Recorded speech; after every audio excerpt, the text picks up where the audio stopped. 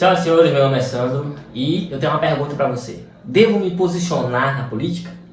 E o intuito de gravar esse vídeo é por conta de uma fala do pastor meu, que falou que nós não somos aqui, né, que logo Jesus vai voltar e por isso não quer interferir na discussão política atual do Brasil.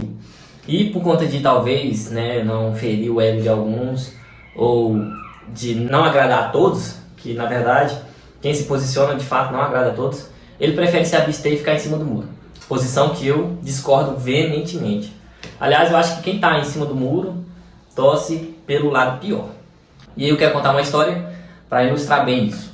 Suponhamos que você mora num vilarejo que tem 1000 pessoas. E ocorre que o rei, ou o governante desse lugar morre, e ele não tem filhos nem herdeiros. Ocorre que tem 2 pessoas possíveis para substituí-lo. De um lado, um cristão com princípios e de boa fama, boa índole. De outro lado, um ladrão não ético que acabou de ser condenado e que não tem boa índole. Qual você escolheria? E pode ser ouvido nesse vilarejo alguns dizendo: não tem nada a ver com isso, vou cuidar da minha vida, não é culpa minha quem vai ser eleito ou não. Ocorre que 40% das pessoas pensam dessa forma e apenas 30% vota no cristão. E outras pessoas que são apoiadores do ladrão votam nele e, consequentemente, ele ganha. Ocorre que poucos meses depois desse ladrão ganhar, o vilarejo vai à miséria. O palácio do rei ou do governante, cheio de luxo, mas os outros são condenados à miséria por conta das taxas, dos impostos e do roubo.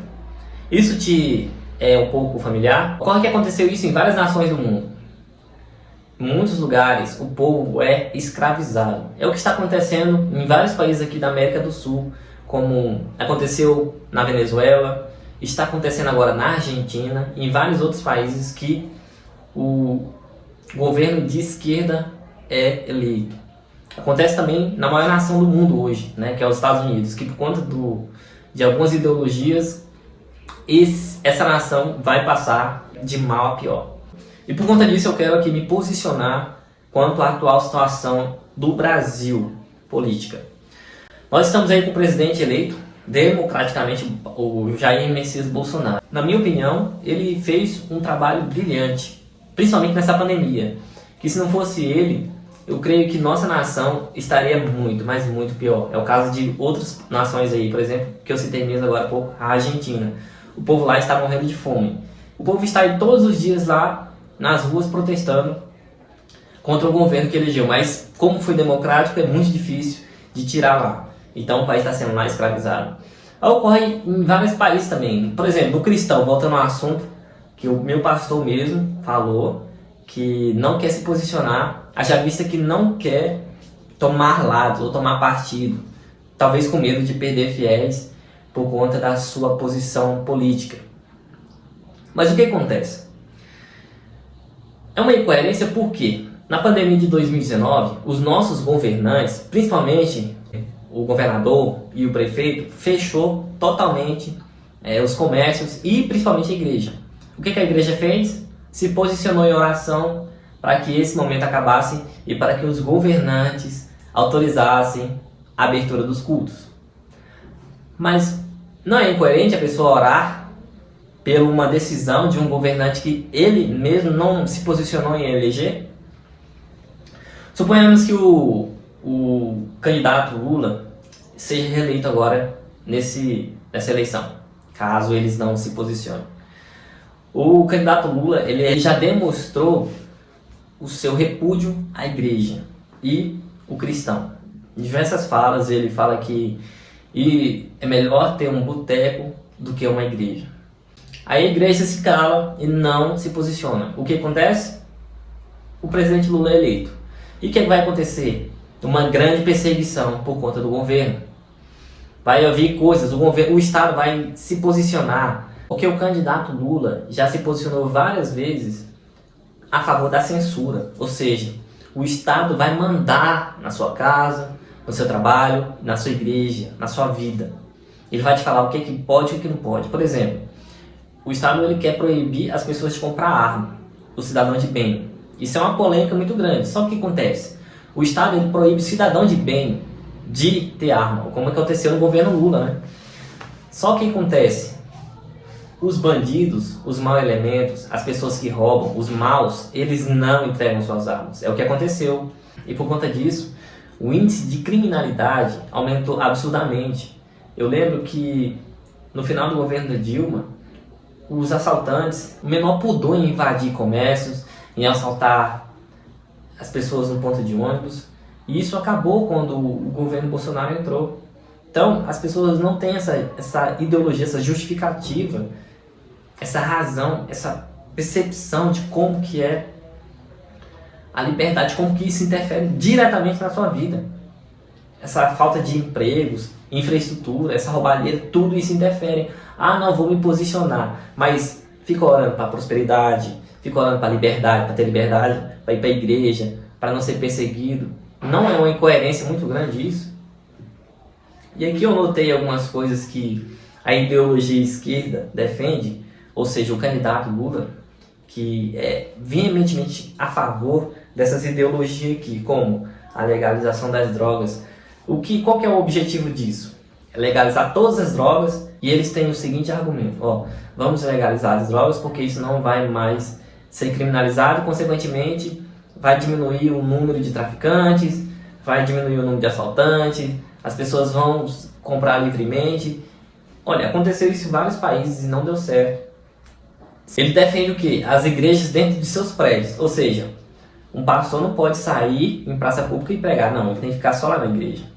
E tem pastor que não se posiciona, não entende isso, né? Que a censura da igreja, do cristianismo, principalmente o cristianismo, vai ser frontalmente atacada no governo do Lula. Tem mais. Taxamento de grandes fortunas, isso aconteceu lá no México, isso aconteceu em vários países. O que aconteceu? Os ricos pegaram e saíram. Ficou só o pobre na nação, os pobres, os improdutivos. O país quebrou. Porque a ideologia deles é o seguinte: eles querem nivelar todos por baixo. Comunismo e socialismo é assim, nivelar todos por baixo. Ou seja, eles criticam as pessoas que trabalham, que produzem, que são ricas. Eles criticam, mas tem iPhone de última geração, tem carro de última geração, enfim, viajam em jatos executivos. É uma incoerência ambulante. Por quê? Só eles que querem ter dinheiro. O resto, o resto que se dane, né? Mas enfim, não vou nem entrar nesse mérito porque não cabe aqui.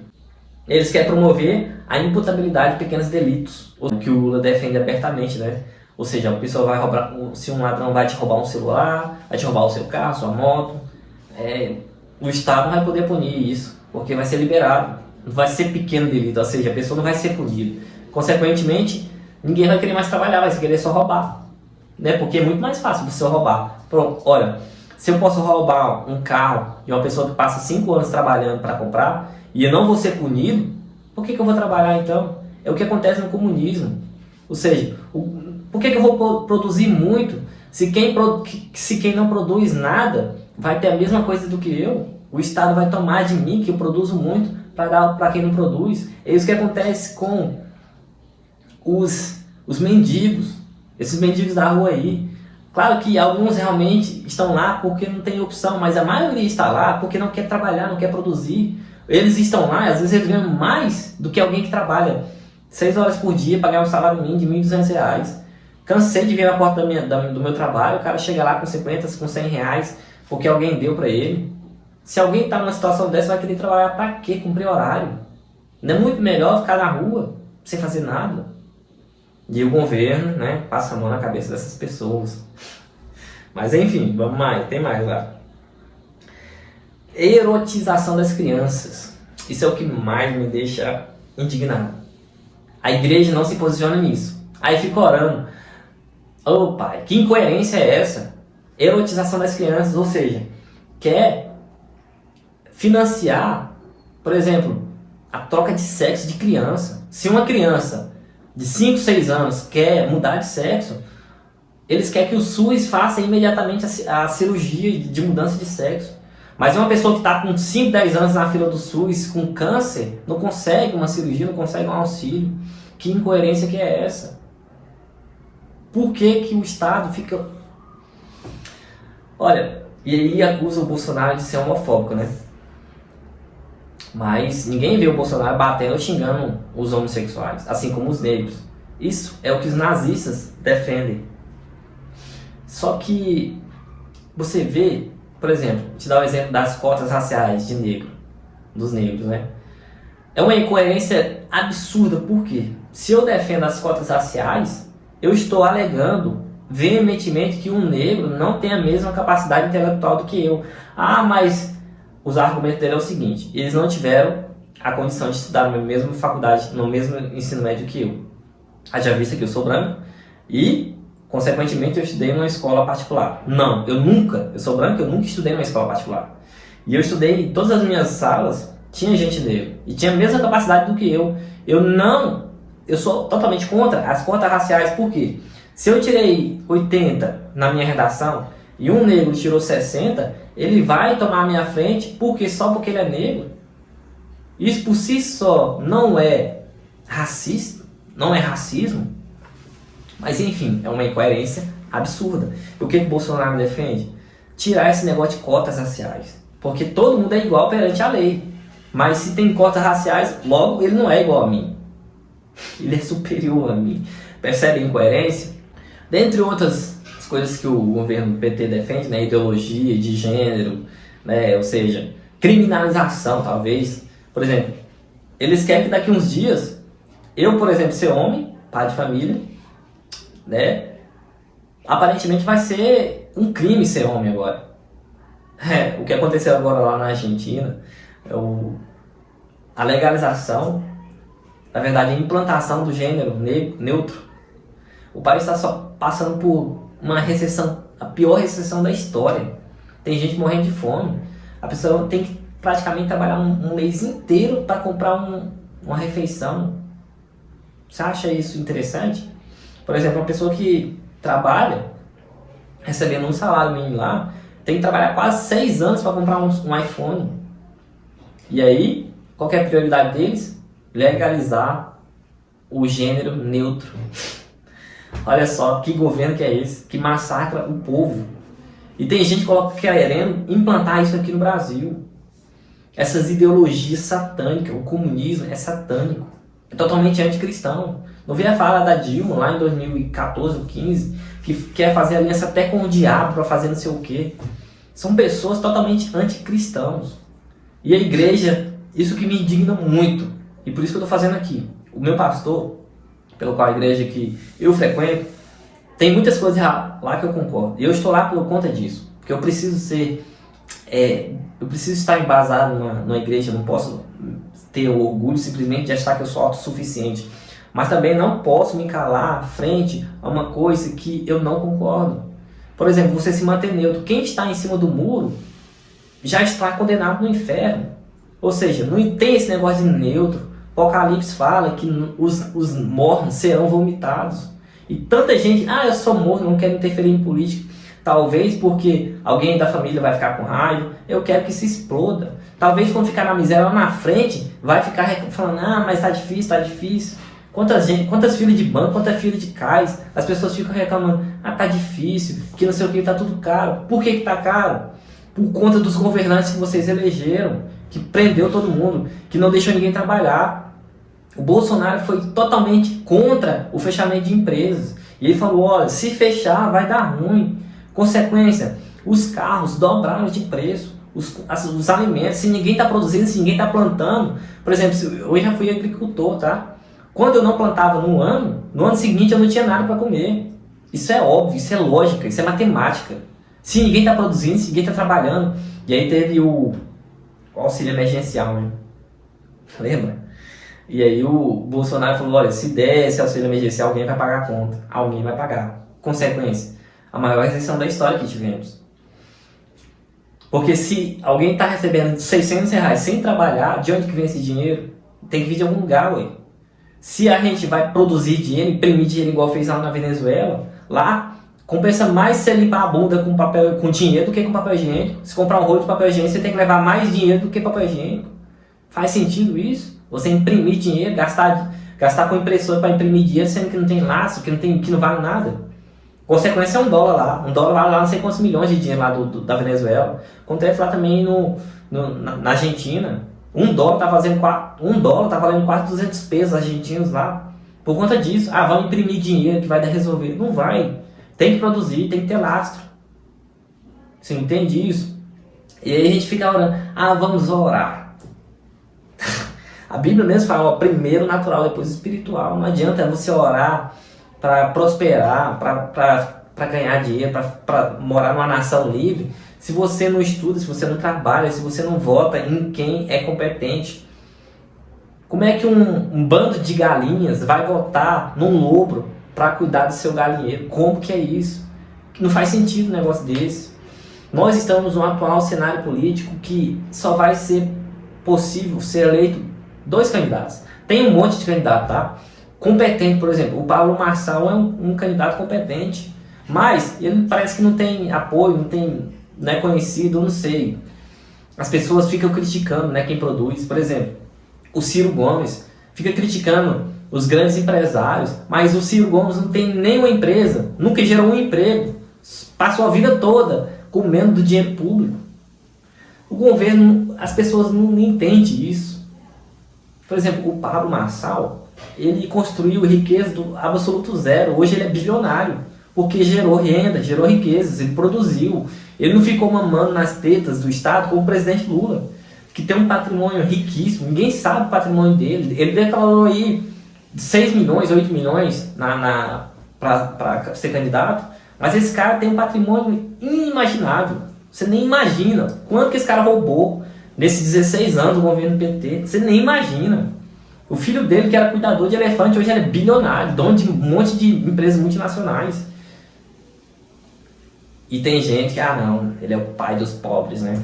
Porque o pai dos pobres, porque ele quer que mais gente seja pobre. E ele quer ser o pai rico. Entende? E pra mim, que eu vejo, e eu quero me posicionar frontalmente isso, todo mundo sabe, quem me segue nas redes sociais, que eu sou a favor, né? Que o candidato Bolsonaro seja reeleito. Posteriormente a ele, que seja a pessoa íntegra, cristão, que tem princípios, que não é ladrão, que não quer roubar o povo, que não quer fazer leis contrárias ao povo. O candidato Pablo Marçal mesmo é um candidato brilhante, capacitado, mas as pessoas não querem saber disso. Preferem votar no ladrão. É o que aconteceu em vários países aí, e a consequência, o país vai de mal a pior. Não vou me posicionar não, porque eu quero trabalhar, eu quero produzir, eu quero isso. Como é que você vai trabalhar num país comunista, que o governo toma metade do que é seu? Na verdade, muitos países comunistas aí, por exemplo, na China mesmo, não importa o tanto que você trabalha, o tanto que você produz. O governo toma 75%, 80% do que você produz para ele. E às vezes ele tira de quem produz e dá para quem não quer nada, quem não produz. Faz sentido um negócio desse? E aí o intuito desse vídeo é justamente gravar por conta dos cristãos. O foco aqui é os cristãos. O que mais me irrita, o que mais me indigna é cristão que não lê Bíblia. Principalmente os católicos. Não lê Bíblia, não vai atrás de conhecimento, não faz nada, é morno. Realmente, eu sinto nojo dessas pessoas. E quando eu vejo Apocalipse que vai vomitar essas pessoas, eu não tenho um pingo de dó. Porque alguém que não estuda, que não trabalha, que não vota, que vota em branco, que quem vota em branco é mesmo que votar no diabo. Mas eu fico aqui minha indignação. Eu sou totalmente contra ficar em neutro. Ou você é quente ou você é frio. Ou você está no inferno ou no céu. Não tem dois, não tem purgatório, não tem meio termo, não tem. Ou é PT ou é Bolsonaro, uma coisa ou outra. Não sei o que, foda-se. Perdão da palavra. Quem assistiu esse vídeo até aqui.